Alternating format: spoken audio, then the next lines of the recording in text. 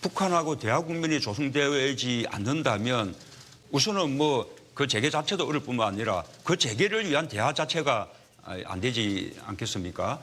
그래서 적어도 북한이 핵을 동결하고 그다음에 그 토대 이후에서 핵 폐기를 위한 협상 테이블에 놓은다면 저는 그 단계에서는 개성공단을 재개하고 또 금강산 관광도 재개할 수 있다고 생각합니다.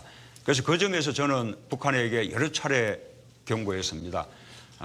지금 다행히 태양절 또 인민군 창건일이 그냥 지나갔습니다만 어쨌든 아직도 6차 핵실험 여전히 가능성이 남아 있습니다. 만약에 북한이 6차 핵실험을 강행한다면 이 적어도 남북 간에 적어도 상당 기간 동안 대화는 불가능해집니다. 그러면 우리가 5년 단임 정부라는 것을 생각하면 다음 정부에서도 남북 관계는 개선된다는 것이 사실상 어려워진다는 이야기입니다. 그것은 북한을 그만큼 더 국제적으로 고립시키고 또 북한의 체제가 그대로 유지될 것이라는 그런 식의 보장을 더 희박하게 만드는 북한 스스로가 고립과 어려움을 자초하는 길이다라는 것을 제가 강력하게 북한에 대해서도 경고를 해두는 바입니다. 네, 한 차례 이제 질문 답변이 돌아왔습니다. 이제 후반부 패널들의 두 번째 질문들 하실 텐데요. 압축해서 좀 부탁드리겠습니다. 자, 이번에는 SBS 임광기 선임 기자 먼저 해주시죠. 네, 가장 핫한 이슈 중에 하나인데요. 사드 문제를 빼놓을 수가 없을 것 같습니다. 잘 아시겠지만 어제 새벽에 경북 성주에 배치가 됐습니다. 자, 문 후보께서는 대선 앞두고 왜 이렇게 서두르는지 모르겠다. 그리고 차기 정부에 맡겨야 한다 하는 기존 입장을 계속 고수하셨는데 자, 미국 측에서는 빨리 배치시키고 또 가동에 들어가겠다 이렇게까지 이야기를 해놓고 있거든요. 10여일 뒤에 대통령이 만약에 되신다면은 다 배치가 되고 가동까지 들어갈 거를 어떻게 하셔야 됩니까? 다시 미국한테 철수시켜라 이렇게 이야기를 해야 되나요? 어떻게 될까요? 우선은 그 외교는 또 주어진 현실의 토대 위에서 또 가능한 외교를 하는 것이죠. 지금까지는 사드 부품이 반입됐다는 것이고 또 반입된 부품 중에 일부가 드디어 이제 성주 골프장까지 또 들어갔다는 것인데 그렇게 부품이 옮겨졌다는 것하고 그것을 설치하고 운영한다는 것하고는 또 차원이 다른 문제라고 생각합니다. 아직도 환경영향평가 이루어지지 않았고요. 뭐 주민 설명회도 이렇게 충분히 되지 않았죠.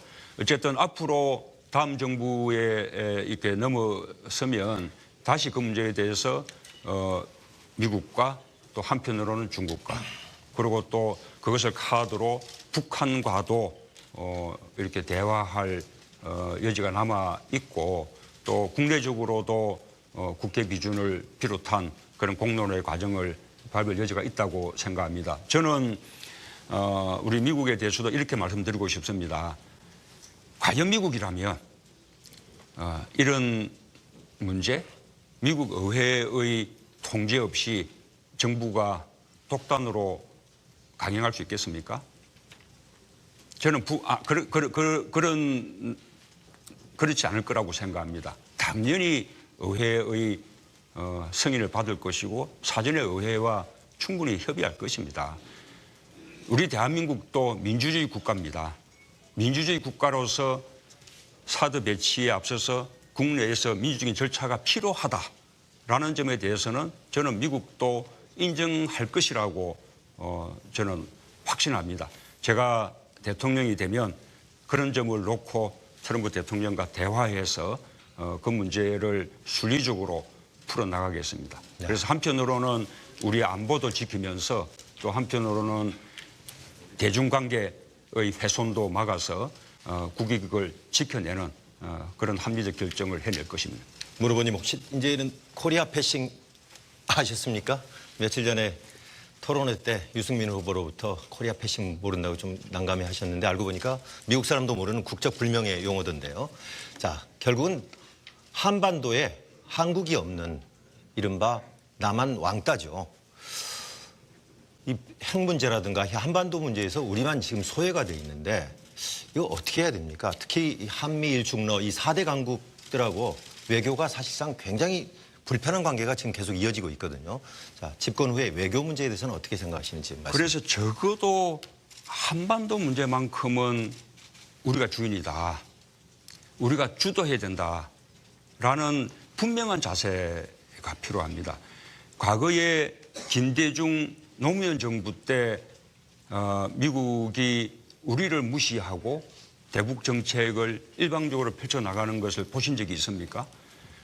이런 코리아 패싱을 만들어낸 것이 바로 이명박 박근혜 정부입니다. 오로지 미국에게 전적으로 맡기다시피 하니 미국은 우리 의견을 따로 물어볼 필요도 없는 것이죠.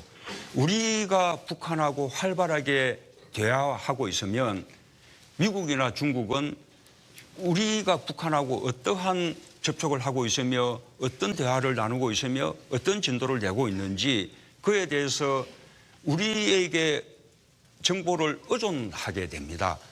우리를 무시할 수가 없죠. 우리가 미국이나 중국에게 더 중요한 정보를 제공할 수 있을수록 미국이나 중국은 우리를 더 중요시하면서 자신들도 가지고 있는 더 중요한 정보를 우리에게 제공해 줍니다. 우리가 미국이나 중국에 대해서 큰 소리 칠 수 있는 길은 우리가 남북관계를 주도하는 길밖에 없다. 그렇지 않으면 우리가 미국이나 중국의 국력을 무슨 수로 당해내겠습니까? 방금 이 부분들은 정말로 국가를 경영하는 그 사람들이 머리에 꼭 담아야 될, 명심해야 될 일이라고 생각합니다. 네, 다음은 MBN 장광익 정치부장님 질문해 주시죠. 네, 경제 분야 질문 하나 하겠습니다. 그 며칠 전 토론회 때 그 1%도 안 되는 극히 일부분이라고 제안을 이제 하시긴 하셨습니다만은 그 일부 대기업 노조 문제를 조금 지적을 좀 해볼까 합니다. 아시다시피 고임금에 또 고용 승계에 잦은 파업에 뭐 이런 이기주의적인 모습을 보이는 아주 극소수의 일부 대기업들이 있는 게 사실입니다. 물론 건강한 대다수의 노조들은 이제 그렇지 않죠. 그것 때문에 국민들로부터도 귀족 노조라는 그런 평가도 받고 있는 것도 사실이고요. 참 경제가 어렵습니다.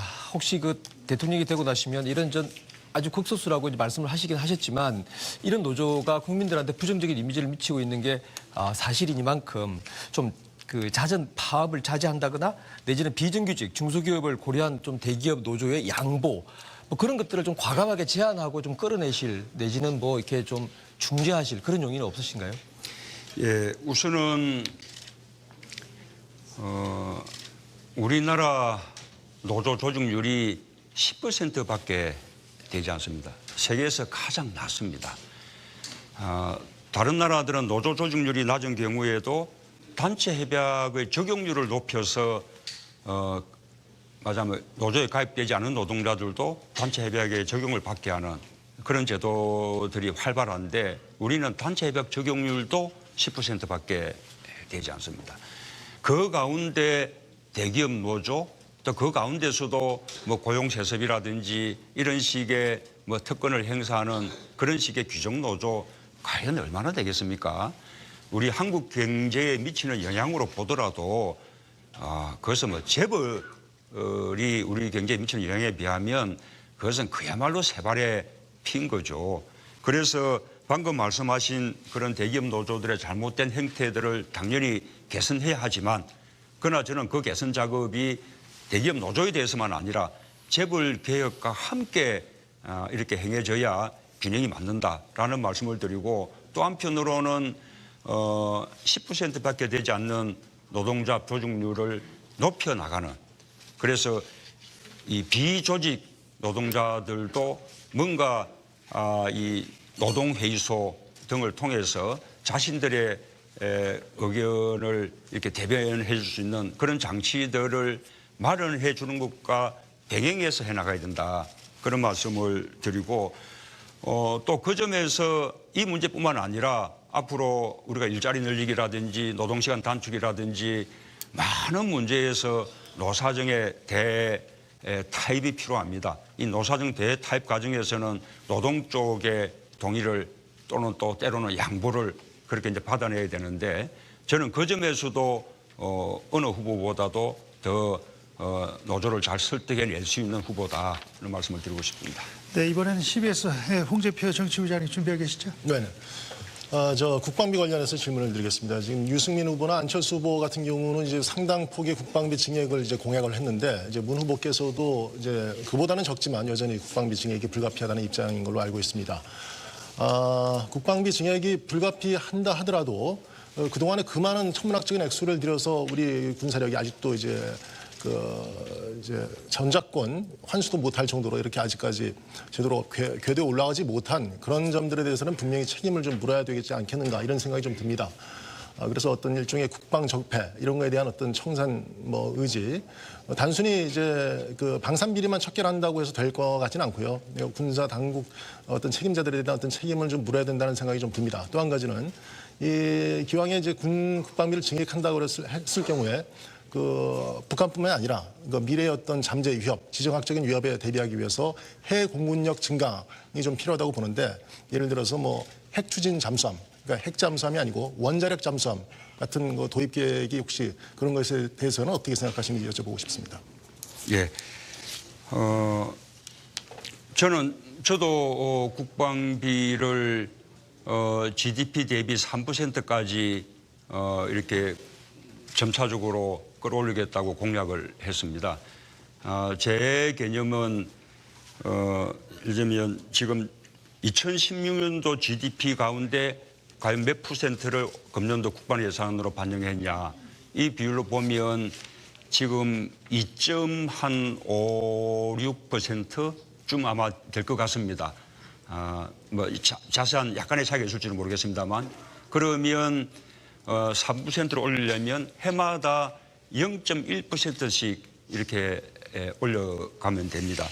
저는 충분히 우리가 감당할 수치라고 생각하고 그것을 통해서 우리 군을 양 중심 그 국방 전력에서 질 중심의 그런 전력으로 이렇게 옮겨야 우리가 자주 국방 능력 또 전작권을 우리가 가져와서 스스로 행사할 수 있는 능력을 갖추게 된다고 생각합니다. 전작권이 지금까지 전환되지 않은 부분에 대해서 저는 뭐 과거의 일에 대해서 책임을 물을 생각은 없습니다. 전작권을 우리가 행사할 수 있냐 없냐라는 부분들은 다들 평가나 판단들이 다르기 때문에 그 점이 무슨 뭐 문책 대상이라고 생각하지는 않습니다. 다만 이 점은 분명합니다.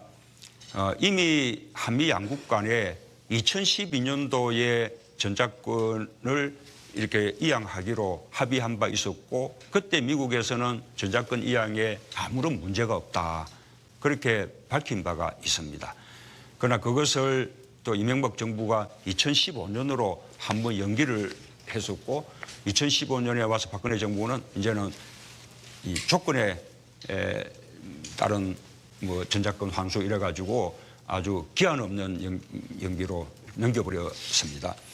어쨌든 저는 전작권 우리가 독자적으로 행사할 만한 충분한 능력이 있다고 생각합니다. 한미 연합 어떤 체제가 유지돼야 되는데 한미 연합사 그대로 유지가 되면서 지금은 사령관이 미군 사령관이고 부사령관이 한국군이고 하는 구조만 바꿔서 한국군이 사령관 맡고 부사령관이 미군이 맡고 이렇게 그 주부만 이렇게 바꾸면서 연합 체제를 유지해 나가면 우리가 독자적으로 전시작전권을 행사하는데 아무런 문제가 없다고 생각합니다. 어쨌든 우리가 독자적으로 한 번도 전시작전을 행사해 본 적이 없기 때문에 그에 대한 내부적인 준비가 필요하다 하더라도 저는 빠른 시일 내에 그 준비를 구축해낼 수 있다고 생각합니다. 그렇게 노력을 하겠습니다. 핵 추진 잠수함은 약간은 복잡합니다. 핵을 무기로 사용하지 않고 핵을 연료로 사용하는 그런 잠수함은 원자력에 관한 국제협정에 위반되지 않습니다. 다만 이제 문제는 이렇게 하려고 그러면 말하자면 핵연료가 되는 물질을 우리가 미국으로부터 이렇게 구입을 해야 되는데 지금 현재 한미 간의 원자력 협정 속에는 그것이 안 되게 그렇게 되어 있습니다. 군사적 목적에는 무기로든 연료로든 다 이제 사용하지 못하게 돼 있어서 이 부분에 대해서는 한미 원자력 협정을 개정할 필요가 있습니다. 저는 이제는 핵 추진 잠수함은 우리에게도 필요한 시대가 됐다고 생각합니다. 제가 대통령이 되면 미국과 한미 원자력 협정의 개정 논의하겠습니다.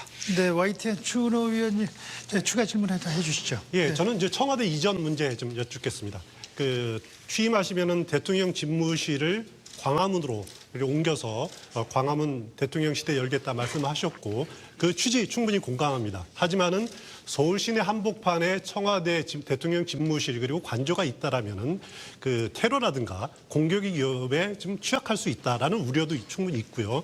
그렇다고 경호를 강화하다 보면은 시민의 불편이 또 충분히 예상할 수 있는데 그런 문제들 어떻게 조화롭게 해서 이전 추진하시겠습니까? 우선은 경호는 뭐 지금 대통령 경호실을 경찰청 산하 대통령 경호국으로 이렇게 이관해도 충분하다 생각하고요. 뭐 세계 거의 모든 나라들이 다 그렇게 하고 있습니다.